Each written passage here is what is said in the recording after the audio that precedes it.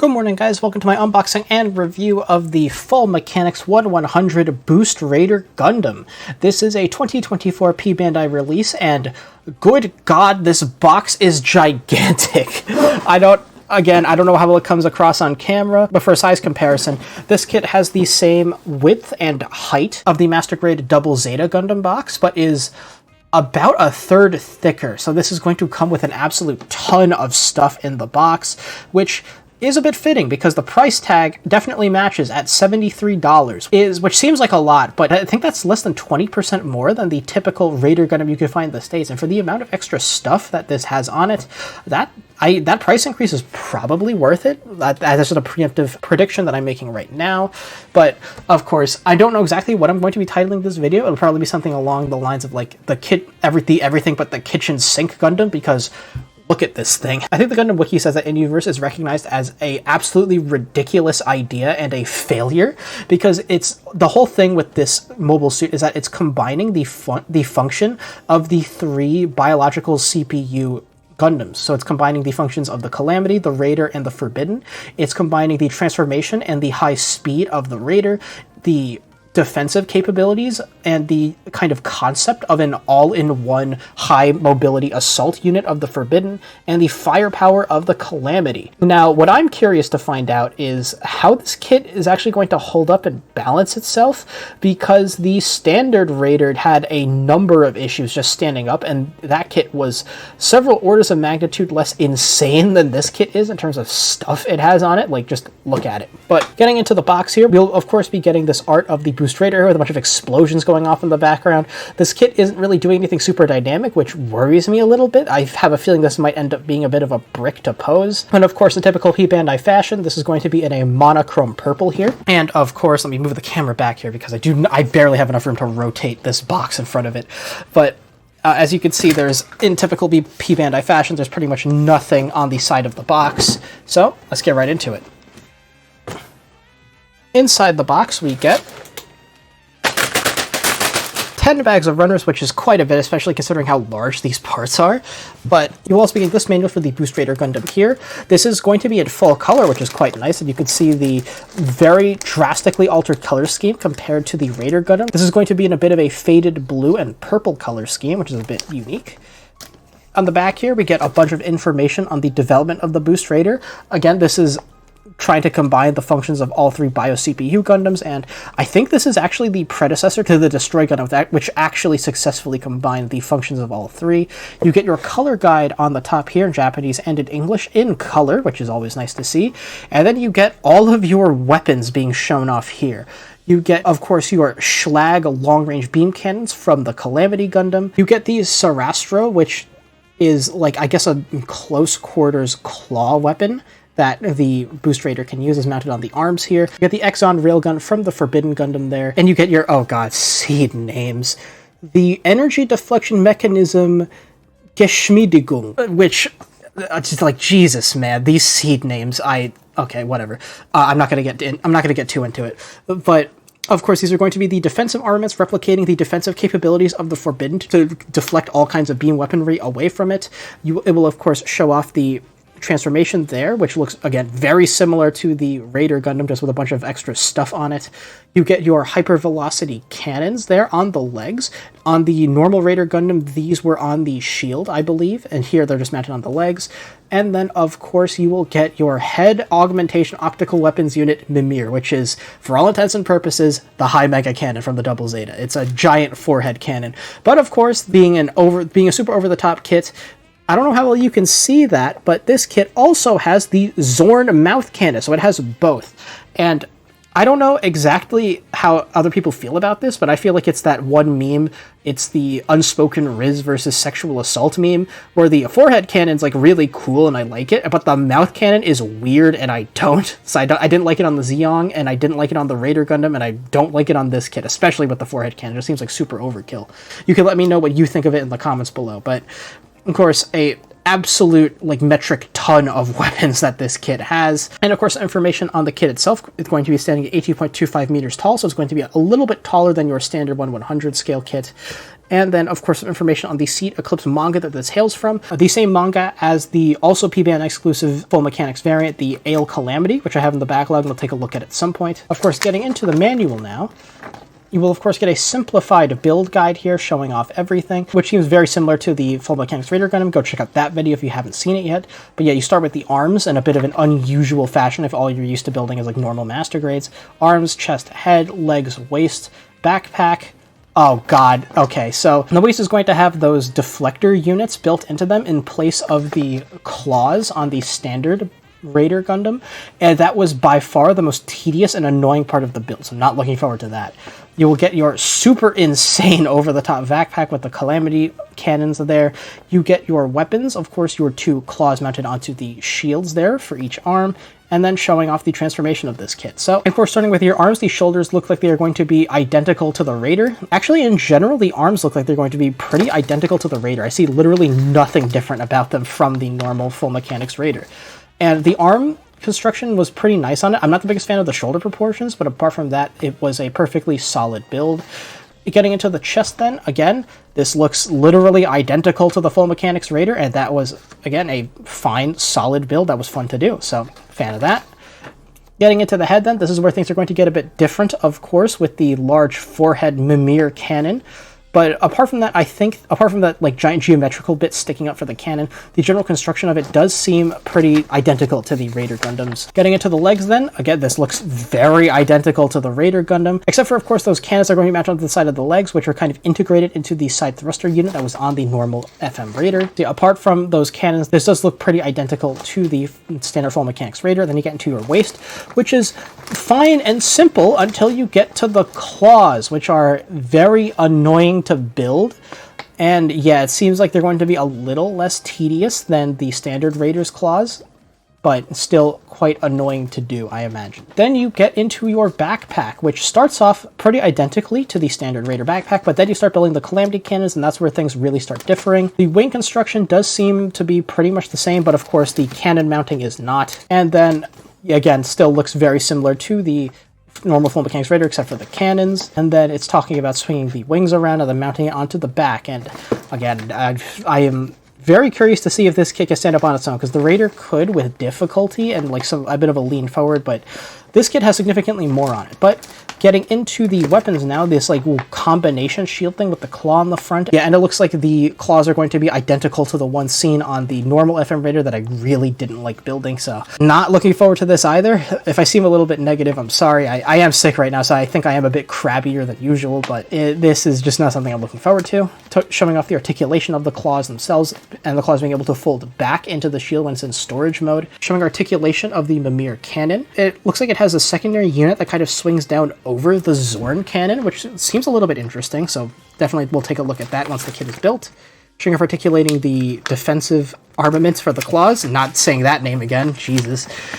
And then showing off a bit of the gimmicks of the kit, with the torso being able to be pulled up for better articulation, and the thrusters on the legs being able to be pulled down for better knee articulation.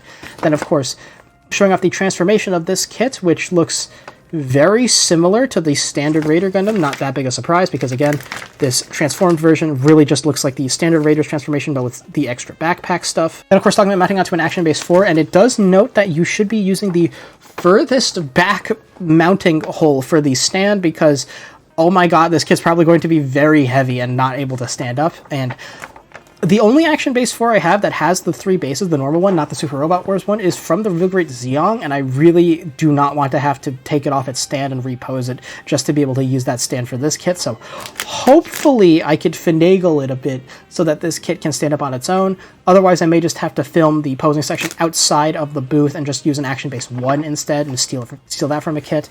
Then, of course, you get your marking sticker guide, and yes, they are stickers, unfortunately, and not water slides. So a bit of a shame there, but this should be a pretty nice build overall, except for those claws, very similar to the Full Mechanics Raider Gundam. Getting into the contents of the bags. Inside the box, we will be getting 25 runners, which would be a ton for a master grade, let alone an FM kit.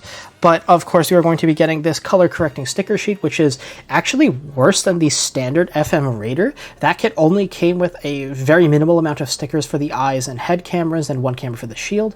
This comes with a bit more. You see the eye cameras here, instead of being just the individual eyes, it also comes with the black eye mask, because the runner that has the part separated eye mask that the Raider had is in blue instead of black for this kit because of the different color palette. We will of course be getting some extra camera and sensor stickers here, metallic pink, and sticker 2 here, which I believe is unfortunately going to be for the Mimir head cannon.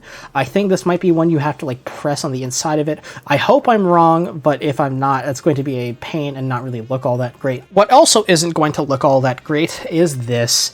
A standard sheet of sticker style marking decals. Again, it's P-Bandai. For the price you're paying, I really wish they would just throw in some water slides, but this kit does have a bit of a benefit being in a significantly lighter color scheme than the standard Raider, so the borders on these should be less apparent than on that kit, but still not great. So getting into the runners themselves, so these runners were printed in April of 2025, starting with runner A here. This is going to be from the Full Mechanics Raider Gundam. This is going to be coming in 3 different colors. We get a very dark kind of navy blue gray tinted color here for the spherical breaker of Mjolnir that we aren't going to be using with this kit, as well as parts for the lower torso. We get yellow here for accents in the chest, as well as the V-fin, and then we get a number of parts here in this kind of pale faded blue color here for the claws and parts for the head. Runner B in the light blue, that's going to be the main armor tone of this kit,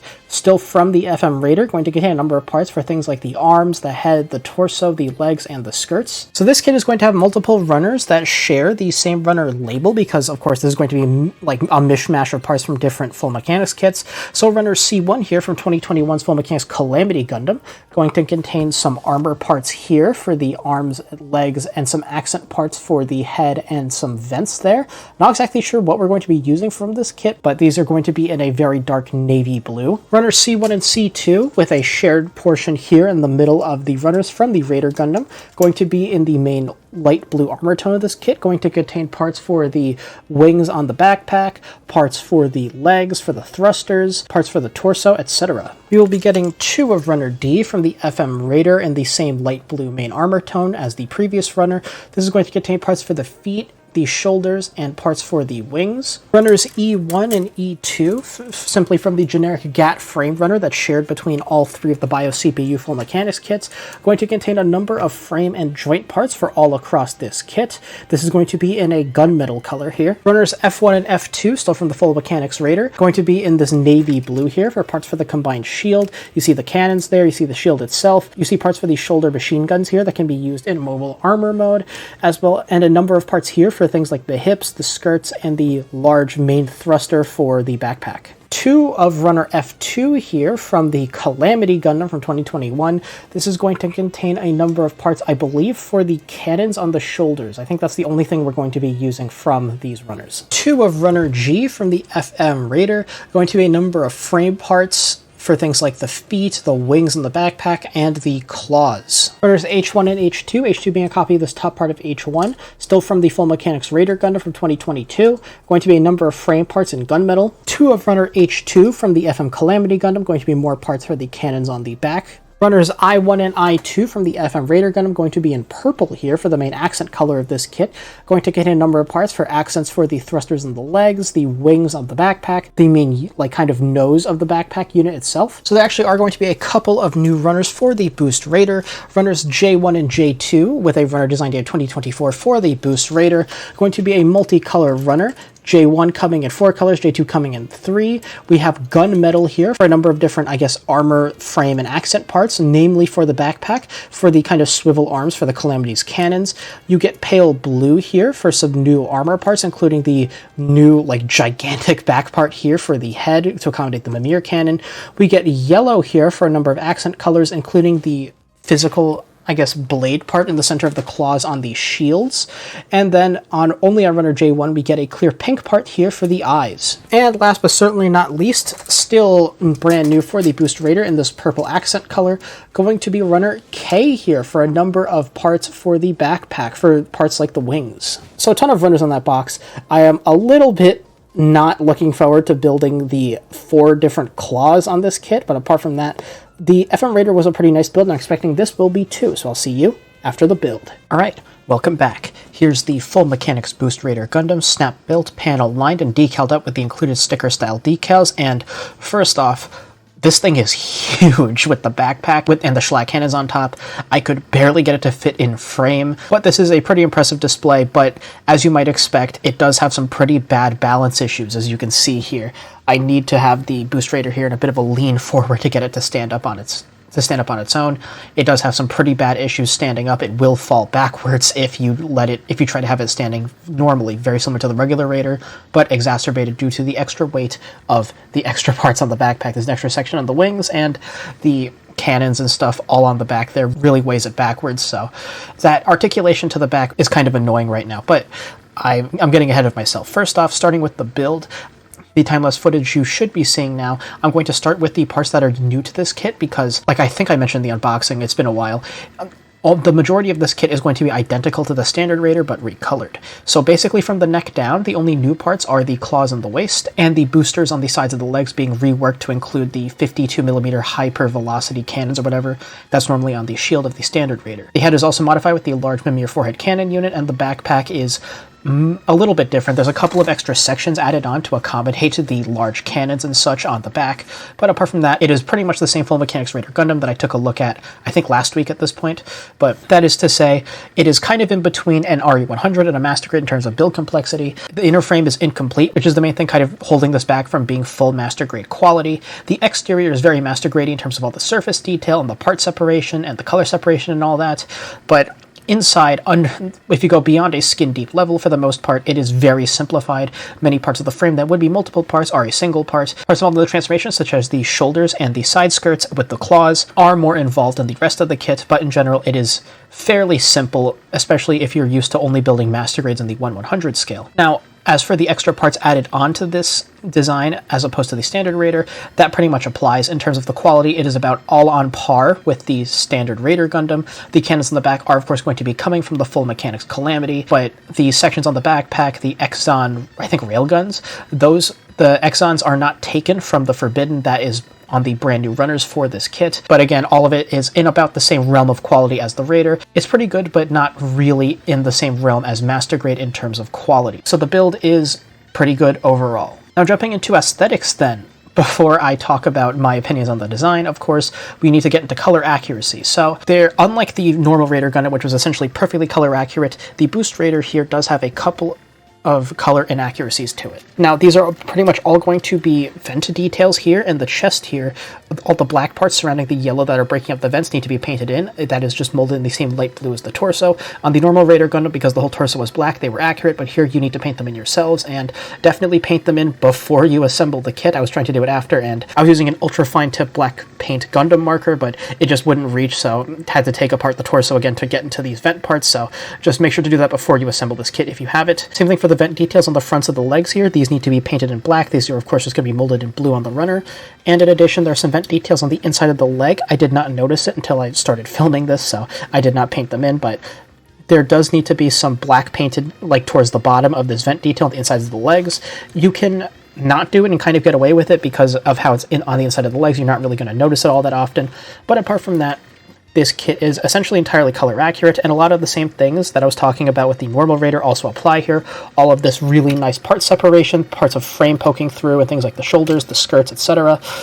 You can see here I'm struggling a little bit to get it balanced again, especially on the spinning base, which has a glass top. But in general, this kit is mostly color accurate apart from those vent details I mentioned earlier. And same thing with the Raider, there's a ton of surface detail all across this kit. You can see it on the wings, which I think the detail pops more than on the Raider's wings because those wings are black, so you can't really panel line it, and it's all very subtle here. Because of the light blue color scheme, it is much easier for the panel lines to show up, and you can actually see all that really nice surface detail all across this kit. In addition, the sticker style decals actually do look pretty good on this color scheme because, as you can see with all the light blue, the borders are not going to be all that apparent. On the purple, they are a bit more noticeable, and on the very dark navy blue of the Schlatt cannons, they are fairly noticeable, but not super obnoxious. So for the most part, for a lot of these decals, they cut the borders pretty close to where the decal ends, so the borders are not super noticeable. You can really see it as this spins around on the kit's right shoulder there, with the with the logo there. As you can see, the big square border around the decal is very noticeable compared to the text on the kit's left shoulder, which is less noticeable. So before I talk about the design, getting into the color correcting sticker sheet, unfortunately this does involve a little bit more than what the normal Raider Gundam had, which is pretty much all cameras and stuff. So sticker 1 is of course going to be the eye cameras there, also including a part for the eye mask, because unlike the normal Raider, the eye mask is not color accurate. The one you put in that also includes the frame part for the Mimir there is in dark gray where it needs to be black, so you get the full eye mask sticker for that. Sticker 2 is going to be for the Mimir headcanon on the inside there. I don't know how you can see that, but this is a sticker, and it doesn't look all that great. The inside of the cannon is going to be in the same purple that the kind of rim is molded in, which is a little bit of a shame that they don't have it color separated or part separated, but you get the sticker that you need to press in there for a yellow border and a gray inside, and it really does not look very good. If you're going to paint any part in, I would definitely recommend you paint that in. Sticker 3 is going to be for the front head camera. Sticker 4 is going to be for these metallic details on the cheeks there. And sticker 5 you get 2 of for the shields here for the cameras, same as the normal Raider, except it only has the one shield. This you have the 2 shields with the claws mounted here instead of on the back of the waist. So in terms of the actual design itself, I do like it quite a bit, especially I think when I transform this kit, I'm going to like the transformation a hell of a lot more than I did on the Raider, because that kit, the transformation was pretty underwhelming. The backpack didn't really cover all that much of it, and it really didn't sell the idea of it transforming into a mobile armor all that well.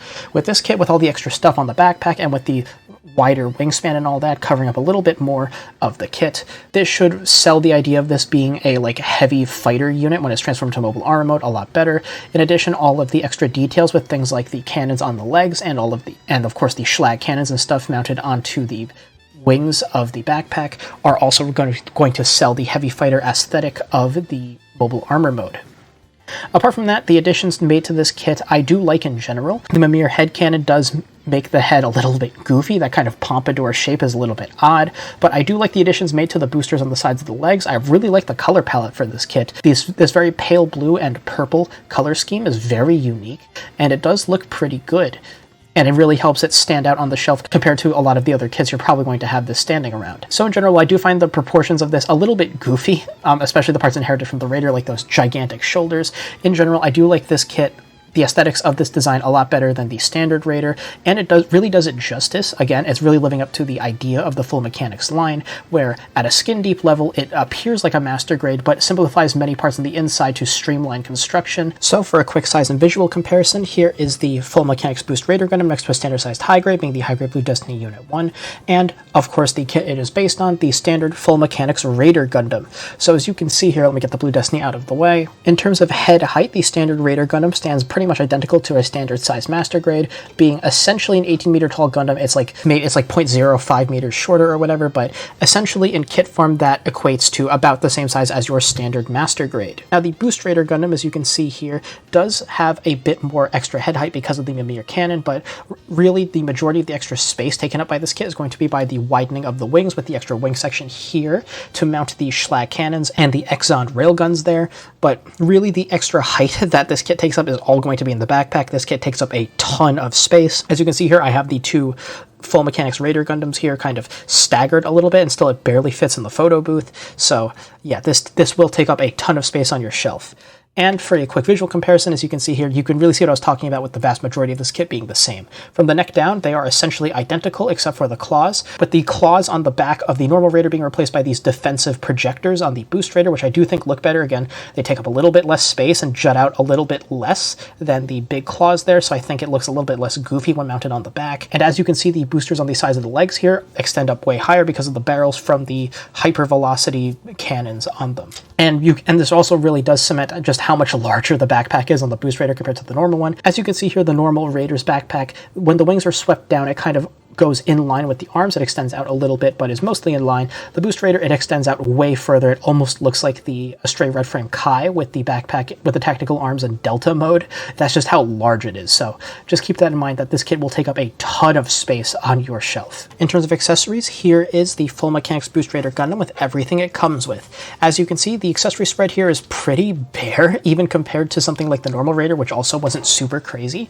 But starting usually with the hand options, this is going to be the same exact hands as the Raider Gundam, swappable finger style hands, but the only ones you get your 2 standard holding hands on the kit there, and you get trigger finger hands for the right side only. Unfortunately, you don't get it for the left even though you have 2 shields with the handles that can flip down, and I don't really see a reason to use this because the shields are purely close quarters weapons. As you can see, they do not have the barrels for the hypervelocity cannon, those are on the legs, so there's not really a reason to flip the handle down and hold it like you would a ranged weapon. So I'm not really sure why that trigger finger hand is here, but I'm not going to use it in this kit, and I don't think most people will. Getting into the adapters then, of course these are going to be the exact same as the Full Mechanics Raider. You get this adapter here for your action base when it's in mobile suit mode. This will just kind of wedge in between the backpack and the mobile suit, and you can mount this onto an action base. And then you get this adapter when the kit is in mobile armor mode. This will just clip onto the bottom of the kit, and then when it's flying around, the adapter will be oriented like this, so you can then mount this into an action base and just have it flying around in mobile armor mode. Now, you don't get any landing gear or stands or anything like that because, of course, the landing gear on the normal Raider was tied to having the Mjolnir spherical breaker that you would mount on the crotch hole there, and that is not here. Well, it kind of is, but we'll talk about that in a bit. Then, of course, for the only real armament that this kit has that's not mounted onto it currently, even you should really have this mounted on it at all times, but just for the sake of it spinning around earlier, I did not have them mounted. There's going to be the shield units. You get one for each arm. The shield part itself is essentially identical to the standard Raider Gundam, except instead of cannons, you have the claws that would normally be on the back of the normal Raider Gundam, well, mounted to the side skirts, but positioned on the back when not in use. So, of course, these claws can fold back when not in use. You can have it in this kind of stored mode here with this blade in the middle exposed. And apart from that, the articulation on the claws is going to be essentially identical to the normal Raider, so of course it can open up at 2 different points, one at the base and one in the middle, and that's pretty much all the articulation you get. So these are a pretty interesting option. They're the only close quarters option that this kit has, and we'll see how well it poses in the posing section. And that is it for accessories. In terms of bonus accessories, you get a lot of extra parts in the kit, but not really anything that you can use. It's mostly just parts to build the standard Raider Gundam, some extra parts from the Calamity that you can't use.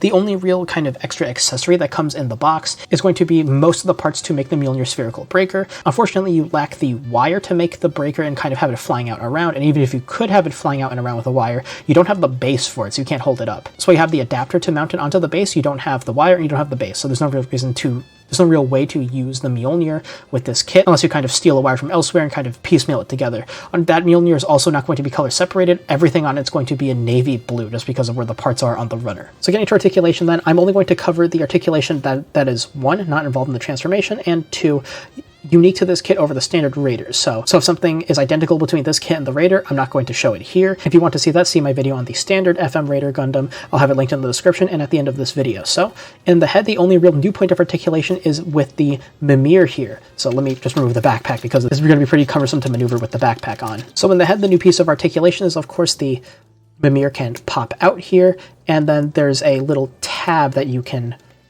kind of swing out for the Zorn amplifier. It is kind of annoying to get to with just your fingers, but once you get it flipped out, it can then swing down and the Mimir can pop back in, and you have your Zorn amplifier mounted onto the mouth. You have this like big pacifier here on your Boost Raider's face. So I'm just going to have it out like this for the rest of the articulation section.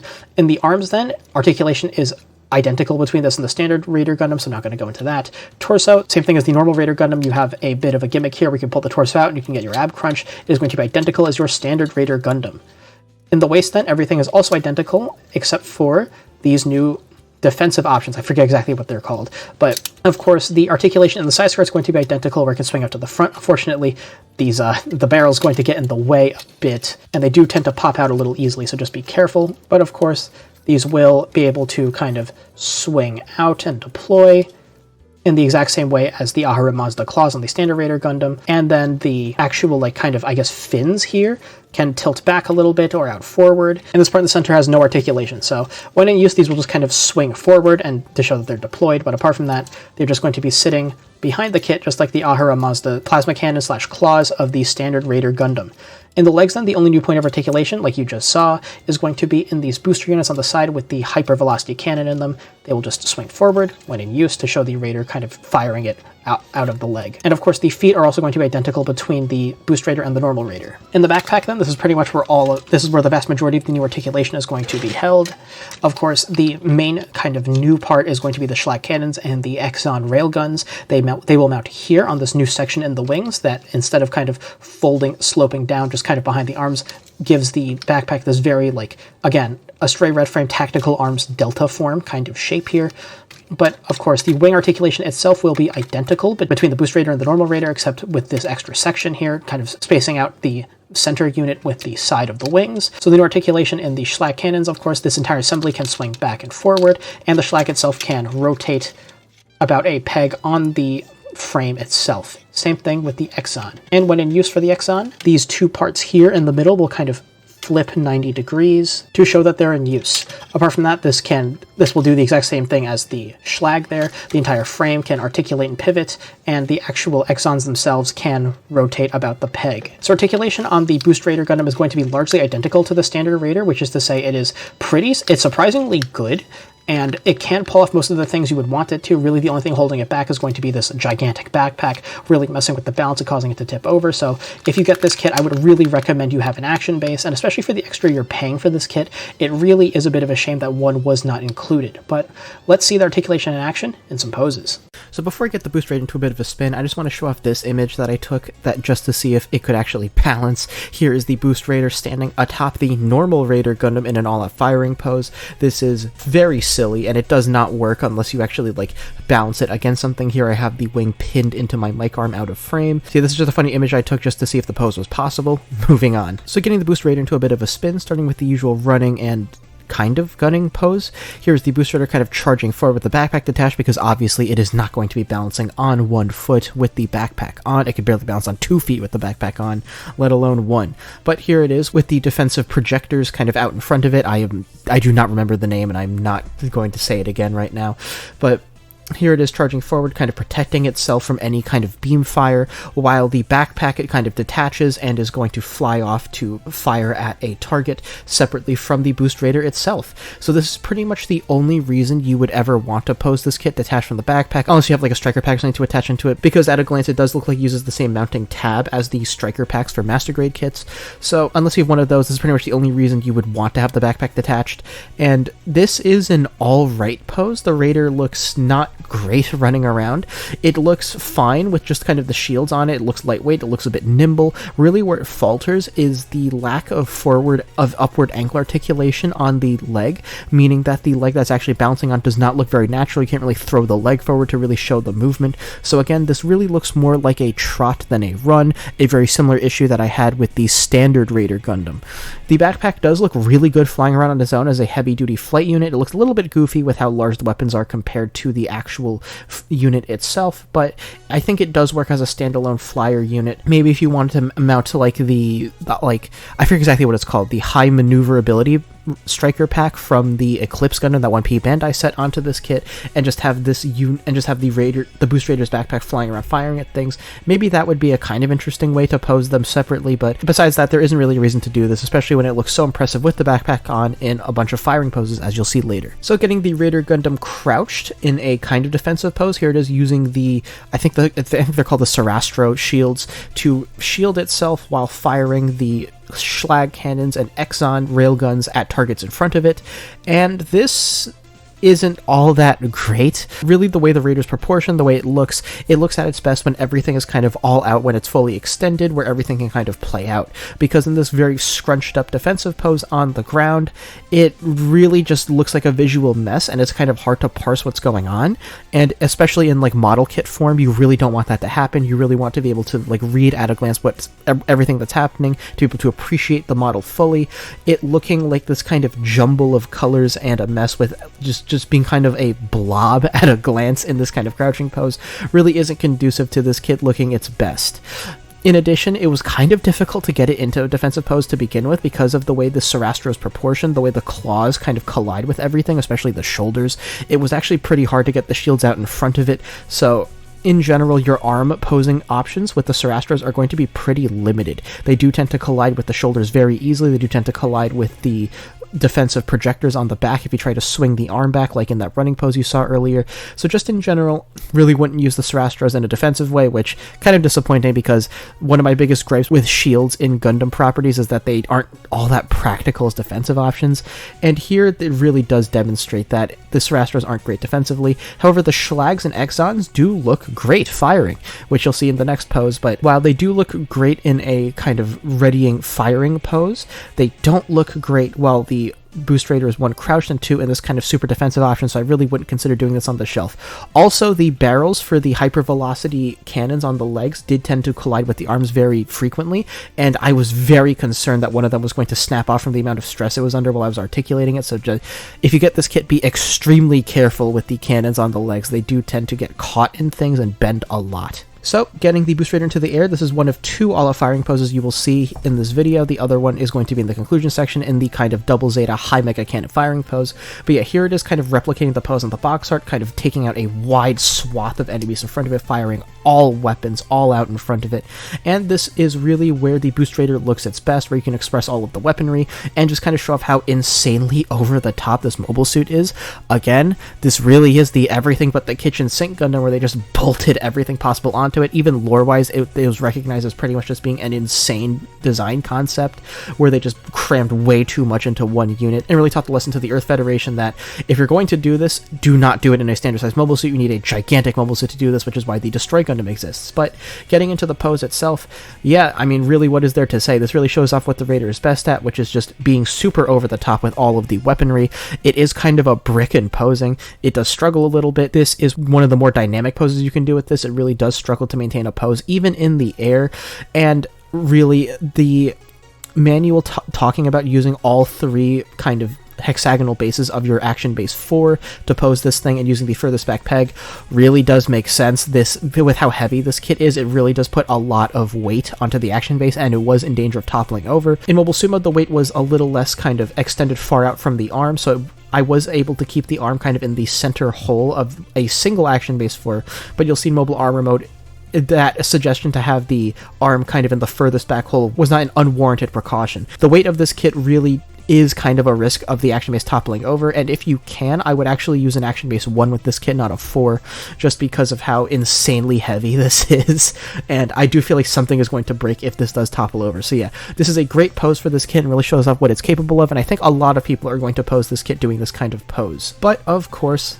like I mentioned earlier, mobile suit mode isn't the only thing this kit can do. Here it is transformed into mobile armor mode. Now, of course, very similar to the normal Raider, the wingspan is way too wide for this kit to spin around the base, so here it is outside of the base, and this actually does look really good compared to the Raider's mobile armor mode. The way the wings are in kind of this W pattern, it does cover up more of the torso, the way the boosters on the legs are, the way the barrels kind of flip forward, again, also obscuring parts of the mobile suit behind, like in this mobile armor mode. It does actually convey that this is a heavy fighter unit, way better than the Raiders does, just because so much more of the mobile suit is obscured. Now, in certain angles, that illusion just kind of breaks immediately. You'll see that in the conclusion section where I showed the mobile armor mode kind of swooping around, and the mobile suit like kind of scrunched up underneath the backpack is in full display, but this mobile armor mode does look pretty good. The transformation is very similar to that of the Raider Gundam, but I will note that the locks in the lower legs do seem to be a little bit looser than the Raider. It did have a bit of a tendency to pop apart much more than the Raider Gundams did. I don't know if that's an issue on my end or if that's just an issue with the design of this kit, but it's just something I experienced when working with this kit. The transformation itself is largely very similar to the normal Raider, with the transformations of the shoulders and the legs being essentially identical, the only difference in them being that you need to kind of spin the 52mm hypervelocity cannons around over the wings, but that's a very minor thing. Really, the main difference is going to be in the backpack. Instead of opening up the wings like you do in the Raider, you spin the sections around, where the section closest to the center spins forward, the section with the actual wing tips spin back to get this W pattern. You can open up the wings, but that gets kind of ridiculous. You're not supposed to, and the wingspan just gets insane and does not look all that great. Also, there was a thunderstorm going on when I was filming this, so you may see lightning flash in the background during some poses. But yeah, mobile armor mode does look actually really great, and I am posing it in mobile armor mode on my shelf right now just because of how pleasantly surprised I was with how much more natural mobile armor mode looks on the Boost Raider than the standard Raider. So getting this spinning around in the high mega cannon pose while I talk about the conclusion. In conclusion, the Boost Raider Gundam is essentially the Raider Gundam, but more, for better and for worse. Now, in terms of the build, this kit is essentially more Raider Gundam. The new parts of the kit are on about the same quality tier, where it really is just exemplifying what the FM line is, where on a surface deep level, it is master grade level, with part separation, with surface detail, with all of this excellent build on the outside that really at a glance would fool people into thinking that this is just a master grade. On the inside, however, the frame is largely streamlined, simplified, and in some cases missing entirely, like in the torso, where just to streamline the build process, the inner frame has a much simplified parts count, where many parts are combined into one part, where traditionally in a master grade they would be multiple, or just not present outright. Like in the torso, there is no cockpit hatch gimmick or anything like that. However, that is not to say that detracts from the build. Really, the only thing where I would say that really is a negative point for this kit is in consideration of the price, because again, this kit is quite expensive. It is over $70, and for that price, while you get quite a bit, I think a lot of people would expect there to be a full inner frame for something like this. Like even the Gundam Stormbringer, which is around the same price, and that isn't exactly the most master grade in terms of quality, that has a full inner frame for the price. That really does bring into question whether or not the price is worth it for a lot of people, but in general, the build is quite good, albeit a bit tedious, especially with how many claws you have to build. In addition to the 2 claws, which are nearly identical to the Ahura Mazda claws seen on the normal Raider, you do have to build the defensive projectors that you mount onto the back. They're significantly less tedious than normal claws, but it's still just a little bit of extra tedium that goes into this kit that you maybe weren't expecting if you're going into this blind and not having built the Raider Gundam. In terms of aesthetics then, this kit is, in terms of color accuracy at least, worse than the normal Raider Gundam. This kit does suffer from several color inaccuracies. Most notably, the vents on the chest need to be painted in black around the yellow divider, where they are just molded in pale blue on the runner. Because of the way the runners are kind of laid out, with the Raider Gundam being primarily black, that one large chest piece was completely color accurate on the Raider, but is not on this kit, and is very noticeable and obnoxious if you do not paint it in. In addition, the vent details on the fronts of the lower legs and on the insides of the lower legs also need to be painted in black to represent void details, but that is somewhat to be expected. That is a fairly common color inaccuracy that appears on a lot of kits. So I'm not really going to fault it for that. Really, the only really big bad thing is going to be those vents on the chest.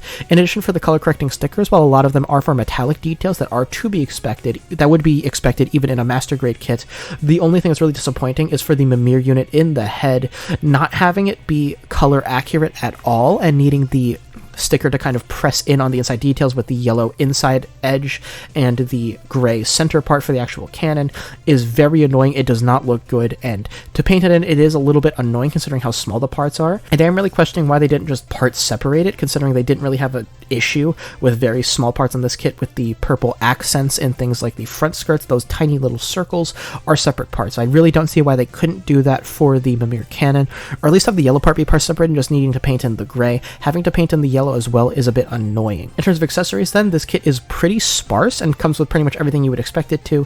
The 2 Action Mace adapters that came with the standard Raider, one for when the suit's in mobile suit mode, one for when the suit is in mobile armor mode, that also acts as a lock to pin the thighs together to help this kit look more natural in mobile armor mode. In addition, the Sarastro shields are fine. They are included.